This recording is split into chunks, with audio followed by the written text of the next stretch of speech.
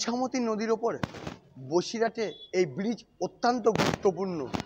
একদিকে রয়েছে গুরুত্বপূর্ণ অফিস, পুলিশ জেলার পুলিশ সুপারের অফিস, অন্যদিকে কয়েকশো পণ্যবাহী ট্রাক এই ব্রিজের ওপর দিয়ে সীমান্তে যায়।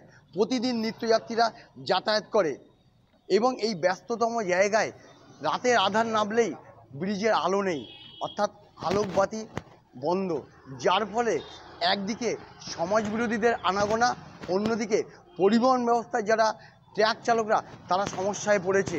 আলো নেই, আলো লাগানোটা আসলে ওই পিডব্লিউডি এতদিন করে এসেছে, আর ভোটের জন্য আমার একটু দেরি হয়ে গেছে। আমি এই ভোট মিটে গেছে, এর মধ্যে খুব তাড়াতাড়ি আমি লাইটটা লাগিয়ে দেবো।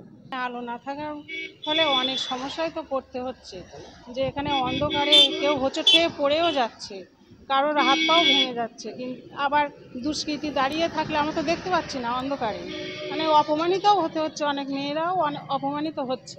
কিন্তু বিরাট অসুবিধার মধ্যে চলি আমরা এই রাস্তায়। এখানে আলোটা হলে খুব উপকার হয়। সেই লাইট দেবে সেই দুর্গাপুজোর সময়, বছরে একবার এখানে ব্রিজে লাইট আসে।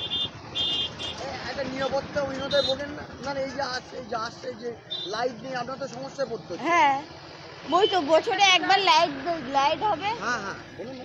বছরে একবার লাইট দেওয়া হবে, তারপর আর বেশি লাইট দেয় না। এবার মানুষরা যে হাঁটাচলা করছে, বাই চান্স যদি হোঁচট খেয়ে পড়ে গেল, মাথা ফাতা ফেটে যাবে তো। ব্রিজের পাশে যেসব ফুটপাত রয়েছে সেটা সংকীর্ণ হয়ে পড়ছে পিএইচই পাইপ লাইন বসানোর ফলে, তাই সমস্যায় পড়েছে হাজার হাজার মানুষ।